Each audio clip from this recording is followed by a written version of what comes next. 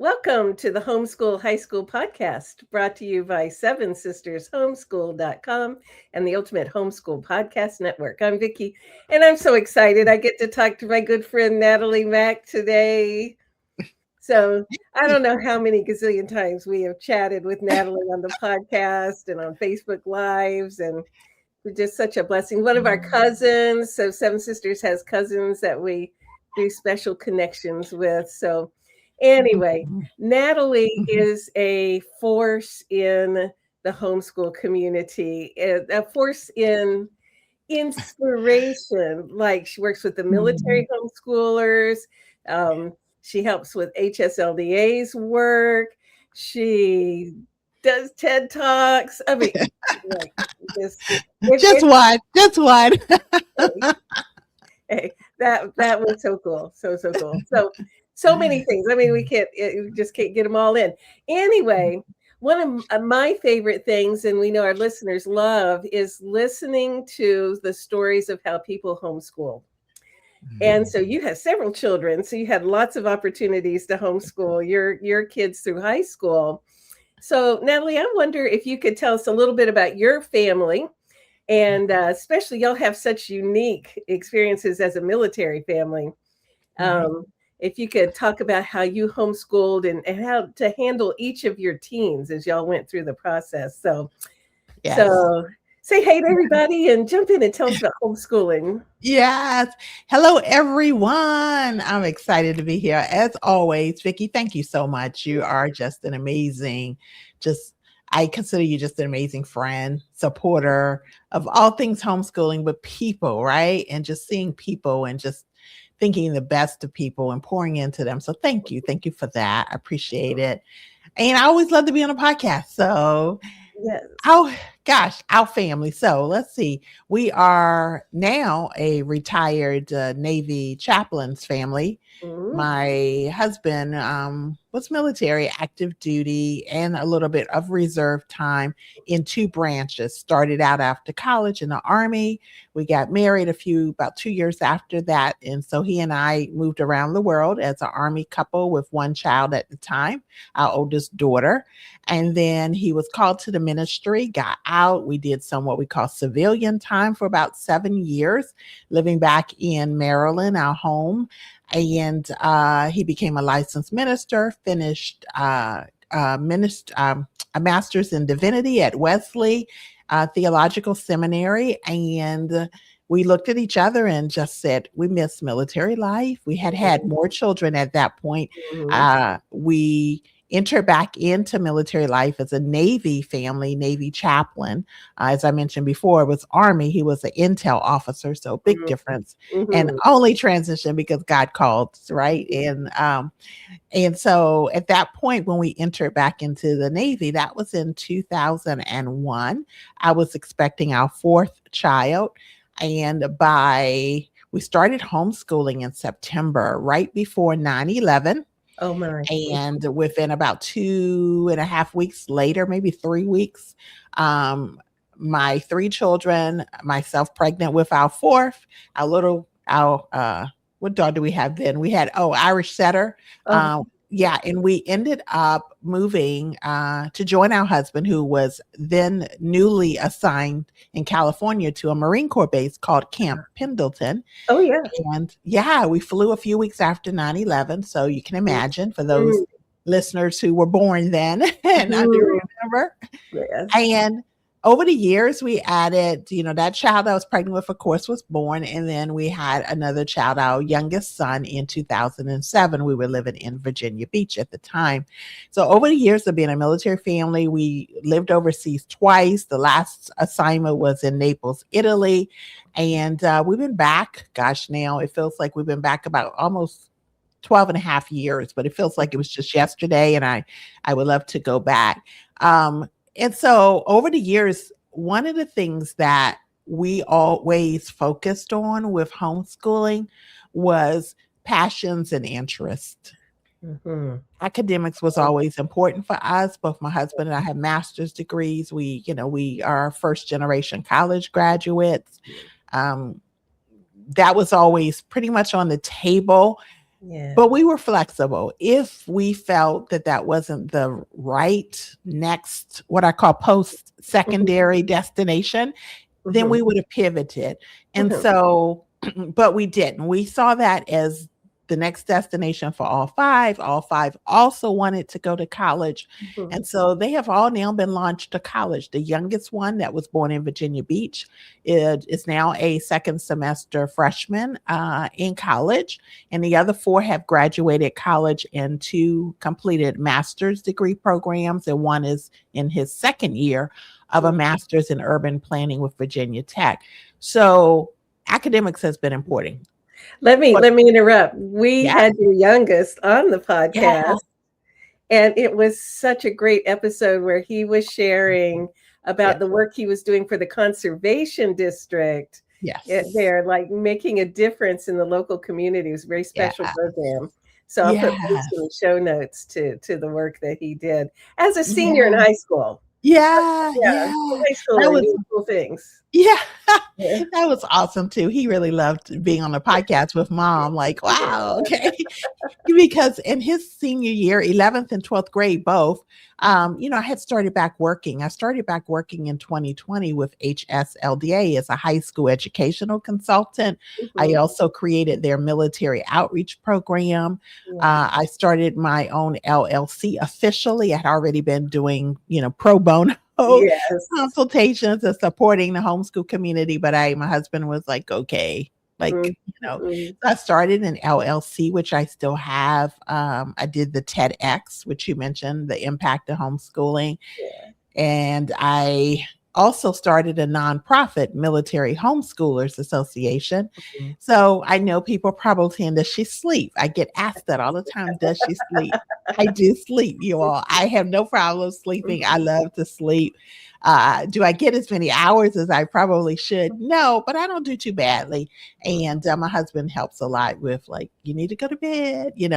But when Mhm. you have, it's interesting as I'm talking to you, Vicki, I'm realizing, and I really feel like this is something God is saying, to be honest, is wow, you just talked about passions and interests and how that was a big part of that, along with the academics for Yes. raising our kids and homeschooling them. It was just all part of our life, Yeah. service, Yeah. volunteering, Mhm.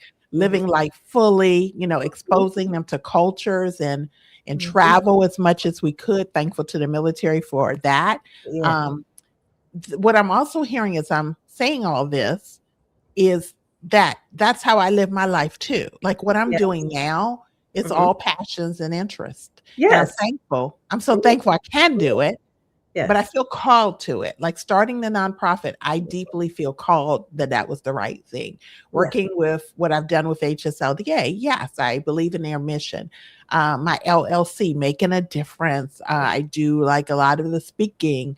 I Mhm. am helping with the recruiters and the education service specialists in the different branches of the military, training them on homeschooling, helping them understand what homeschoolers bring to the table.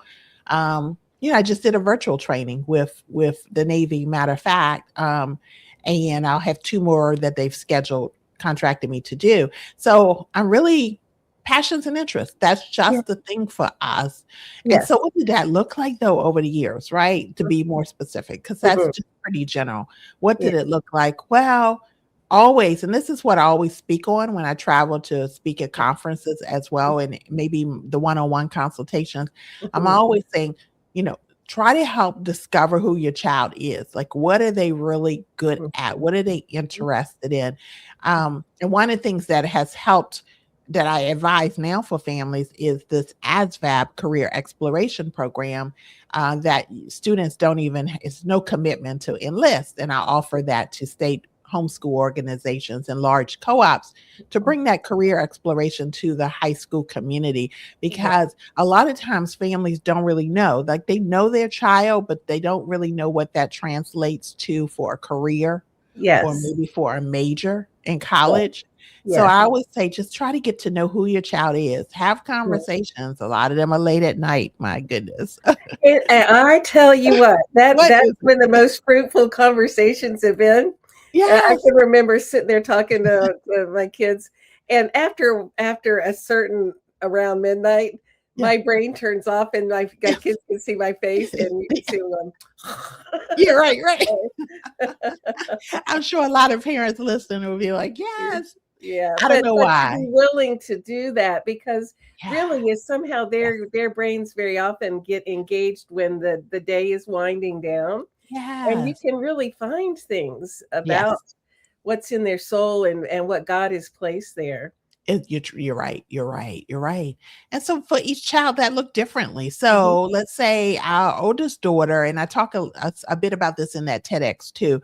But the oldest daughter went on a mission trip with husband and daughter to Ukraine and came back and said, "Oh, I want to learn Russian." And I had been saying, "Well, you're in high school and you do need 2 years of a foreign language. Let's do Spanish because I speak Spanish." Yeah. And she's like, "No."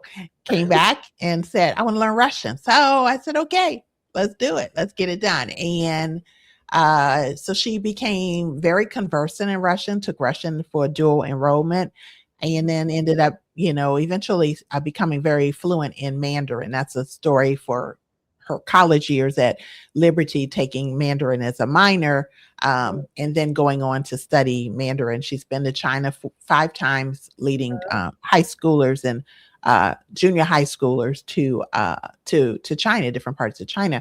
So what that looked like. She also loved dance, like ballet and tap and Mhm. jazz. So Mhm. we invested in that for her. There were some other things as well. Our next daughter, she was very independent learner. She was someone who, I will say we used Matthew C with her. And I remember, and no, Steve Demi or Gretchen, if Yep. you're listening later, don't Yeah. feel, Mhm. but she was like, I don't need to look at the videos, right? Just give me the workbook and I can get Mhm. it done. And she Mhm. did. Mhm. And her focus really was she loved learning.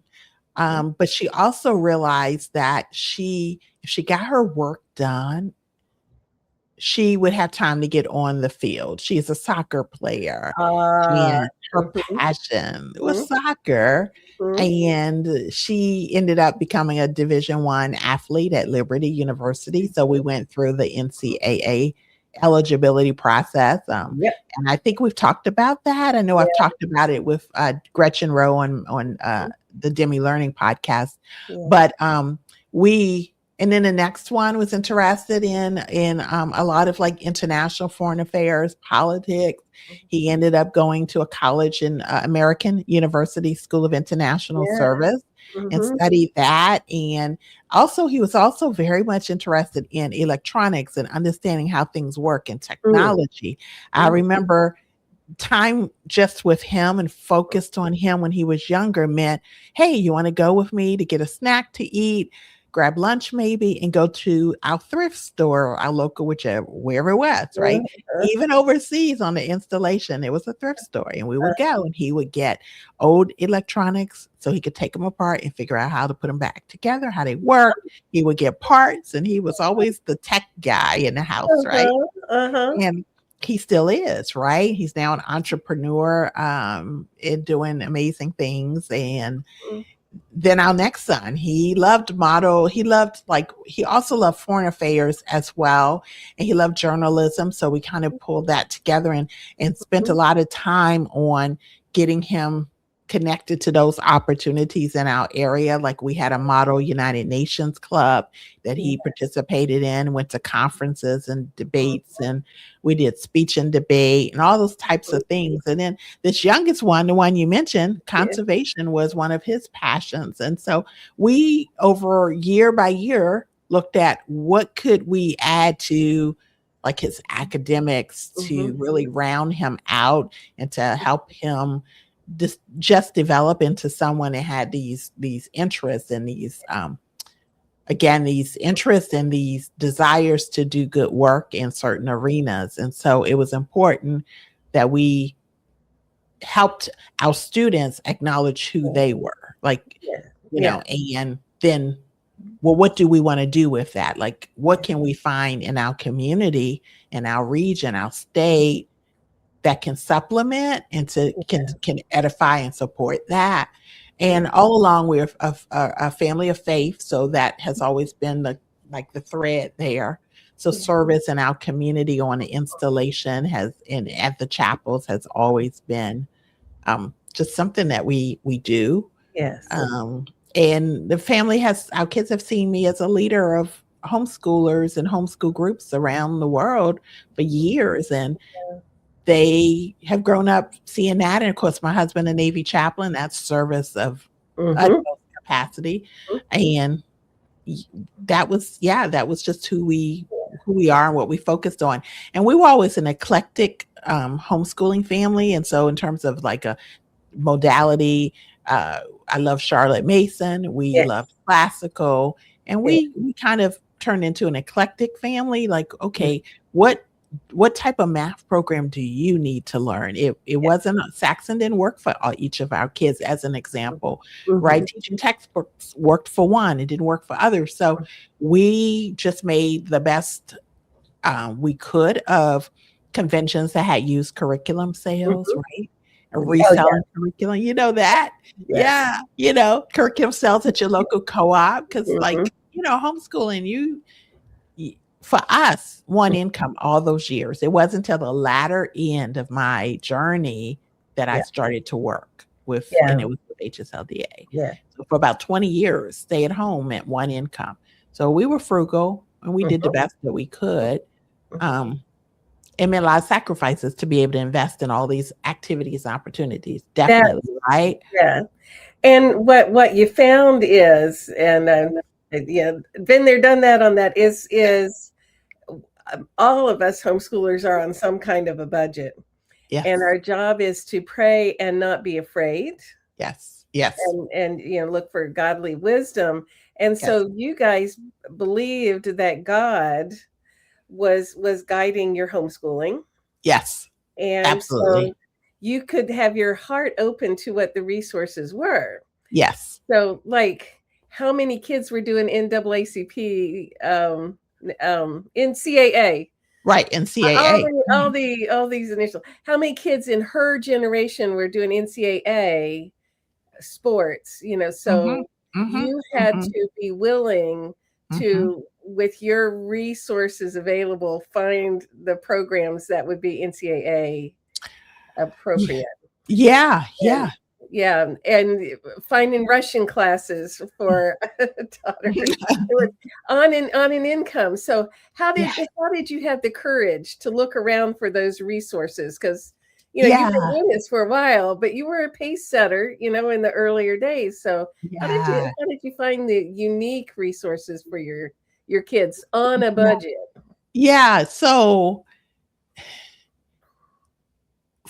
I think one of the ways is I just asked people. I've always I'm an extrovert, in case those listening can't tell. And I think I must acknowledge that makes it a little bit easier, probably because I'm willing to engage people I don't know, to ask questions and to get information, and also to be a source of helping them as well, right? And so that has served us well over the years. My husband's an introvert, so if there's something I need to go in and ask someone or get information, it's my job, right, to do it. So, and so I'm a reader and I'm a searcher for information. I love information, and so if I'm entering into like a community center or library, I am going to the bulletin board. What's there? I'm getting the library magazine for the month or quarter. If I'm at a community center, I'm checking the flyers that are there about events and activities. Is there a fair coming up? Is there, what's going on in the community that we could potentially look at getting involved in? So we always stayed busy, and wherever we moved. And one of the things about being a military family is you have to decide that you're going to do that, because if you don't, then you may be moving just kind of like hating every location. Like, you have to make a choice. It's like choose you this day, right? Basically, like, what are you going to do? Because you don't get to control where you end up being sent. I mean, as an officer, my husband could put in a list of, I think it was 4 or 5 places, but ultimately we could go somewhere that's not even on the list, right? So we had to, the mindset had to be, we're going to make the best of this location, and we're going to seek out all the resources free, of course, first, Mhm. but low fees next. And then maybe some, obviously we paid significant money for some of the travel soccer programs for our daughter, but Yeah. it was a family commitment. Like Yes. my husband and I always said, like, we're going to support your dream to the best of Mhm. our ability, but you Mhm. also have a responsibility as a member of our family to be a team player, to make sure you're getting your Mhm. schoolwork done, to, Mhm. help with chores and Mhm. other tasks around the house, Right. and to be ready. Like if it's practice, we aren't reminding you that soccer practice is tonight. If Yeah. it's because you wanted to do Boy Scouts, we're not reminding you, Mhm. that Boy Scouts meets tonight. Now, when they're younger, of course, Yeah. but if you set the pace with the older, then the youngers are seeing this and they're hearing. So by the time our three sons, who are the younger ones, our daughters are the older two, they kind of fell in line, if that makes sense, and not in a mean way, like you got to do this like this, but they just kind of It was the family culture by then. Yeah. exactly. Yeah. Yeah. Yes. Well, that's one of the things I've seen watching you, and then we were talking with you and your son on the podcast episode.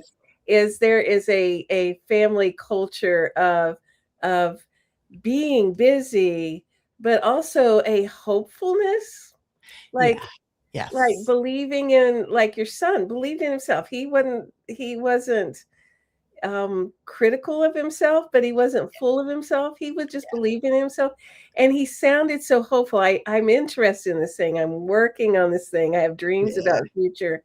And so I think that you and your husband were able to kind of make that the water your family swam in, is that hopeful Yeah. belief and understanding each other Mhm. and working hard. Yeah, and Just working hard. Yeah, yeah, so definitely. a military value, Mhm. of course. Yeah, Yeah. right. Yeah, Mhm. working hard. They saw dad work hard. They saw me work hard. They saw us volunteer. Mhm. They saw us be team players in the community. They saw us helping people. They saw us being interested in like what's happening in our environment, and Mhm. you know, they saw that, right? Yeah. They saw like when we moved to Virginia Beach, I was like, okay, what's in the area? What are the nature centers? What are the parks? What are Mhm. the community centers? What's happening here? We just Yeah. found And that. yeah, like living in the community, really. Yes, right. And that's that, like the Mhm. richness of what God brought across your paths, and y'all were Yeah, willing to yes, engage that. So where I'm going with this, Natalie, yeah, is y'all walked the walk, and you yeah. have been for your young people the a guide, and also for other homeschooling families. So Mhm. one of the things you've done over the last, I don't know how many years, is serving as a homeschool consultant and helping Yes, families figure out this journey. yes, It's so encouraging for, especially with moms with high schoolers, to yeah. have an experienced guide there with them. So could you tell us a little bit about your homeschool consulting work? Sure. Yes. Yes. So I have an LLC. It's Homeschool Natalie Mack. And you can find me on all socials, Facebook, Instagram, where else? Just a little bit of every place, right? I'm even on TikTok for those who are TT lovers, and some people run far away. Yeah. um, and through that, I write, I offer homeschool consultations. Mhm. I love the high school to college time period. I Mm. don't say I love it the most. I know that's that's the scariest part for a lot of Yes. families, Yes. and I know that a lot of families that have felt very confident homeschooling from kindergarten to 8th or any Mhm. portion of that, they get to that 8th grade time frame, and they look ahead and they go, "Oh, I don't think we can continue on. Yeah. I don't think we can do this. This is where it's going to really count." And then they pivot. And so I think that's why I focus a lot on that time frame, because we kept going. And I know we're not the only family. I never, there's plenty of families. You all kept going, Vicki. Mhm. We Mhm. can name thousands, like I can name 10 easily families that kept going, but there's a lot who don't. And Yeah. so I really want to encourage those families to keep going. Get the Mhm. help you need. There's Mhm. resources available. You can do this. And not everybody's child, their destination is the same. Like Right. you could have several kids and they're not all going to college, or some might go a gap year, some might go to careers or tech school Mm-hmm. or internships, some Mm-hmm. might go into the military, who knows, right? Yeah. So you have the ability to come alongside each one of your high schoolers and help them with where they go next, and to give them the affirmation that where they're going is fine. It can be different than their brother or sister, and it's okay. It's okay. Homeschooling, you have that freedom to do that. So I love that period. And so I do a lot of that consultation. I'm a conference speaker, Yes. and I coordinate the ASVAB career exploration program Mm-hmm. for large groups. Maybe one day I'll do another TEDx. Vicki, it's just short of under 100 short from 39,000 views. And I did Oh, it in April 2023. So this April will be 3 years. And it's that's so crazy. cool. Like what? I Yeah. just was like so surprised. But yeah, so that's what I do with the LLC. And I love traveling to speak. I'm a traveler at heart. I was raised a traveler by my mom and dad, who it was important, so they spent the money to do it. And then I married, military guy that was my high school sweetheart, Oh. and then he was like, we, of course, military said you're gonna travel. Yep. Yep. And so we raised our kids as travelers, and they keep a suitcase packed. I keep a Yeah. suitcase packed. And then I started a nonprofit because the 23 years as a military homeschooler, Mm-hmm. Mm-hmm. being in leadership, getting connected to school liaisons, just doing a lot of the work, some of which I was doing through HSLDA. My role under HSLDA is to connect families to that organization and all of their resources, their Mm-hmm. legal advocacy, Yeah. right? To know Right. that there's support in that arena. And Mm-hmm. so the work I do with MHA is beyond that. It's the legal stays over there and getting families connected to the support HSLDA offers. But MHA has allowed us to establish a podcast called Base, the number 2, Base Homeschooling. We're on YouTube, and we just got on Spotify and through all the platforms. Good. Excited about that. And Yes. then just a lot of like support to military families, Mhm. partnerships with like Blue Cross Blue Shield for Global Health and Wellness Day last year. We're in discussion about another one. A lot of nonprofits that exist that support military families have reached out and partnered with us. IEW just sponsored our first holiday writing contest. And if you are on our Facebook page, Military Homeschoolers Association, you'll see the winners, and they all got cash prizes or certificates. And they sponsored, IEW was a sponsor of that. So there's just so many things that have been happening that God has really just opened amazing doors. And So in the show notes, yeah. I'm going to put links to all this, and on Okay. the YouTube version in the comments, you'll find 40, 50 links, to all of Natalie's things. I know we were like, what? This. Yeah. But for folks just starting out and Mhm. want to talk to you like as a consultant, it's Yes. Homeschooled Natalie Mack, Mack. MACK. Uh-huh. Yes, you can reach me. My website is Natalie dash or hyphen mac.com, and you can reach out for consultations. You can read my blog. Just kind of get connected there. There's some free downloads that are helpful. Like say you have someone who is interested in military service, I have a checklist to help you. The same with the NCAA. I have a checklist there, and those are free downloads on the website just to get you going. And if you need a consultation, you can book that. But I do have some free, and I will be launching some classes, and I'm also teaching. I forgot about that. I was gonna mention that yeah. because keep an eye on Homeschool Natalie Mack on the social media, and you'll Yeah. find out about ASVAB that you help administer, Yes.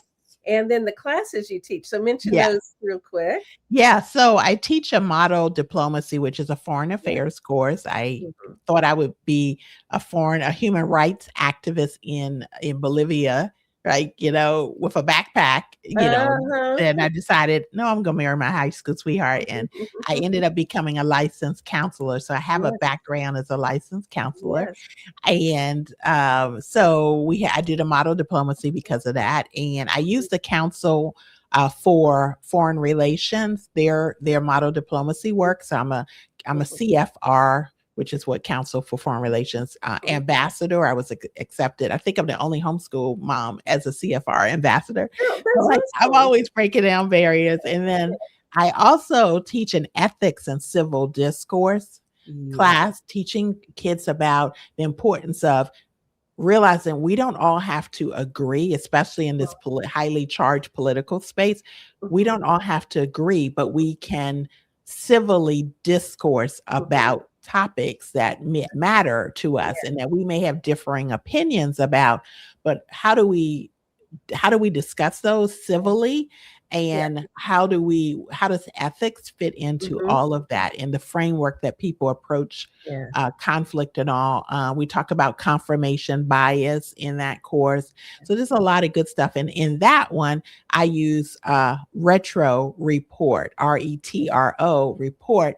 And so I am also a retro report ambassador, and they have an amazing nonpartisan, both of those CFR and retro report are nonpartisan, amazing sources for high schoolers to study and learn. And so I am been teaching that for this year and prior to this years in the past. So I will probably still be teaching that next year. I will get out the information sooner.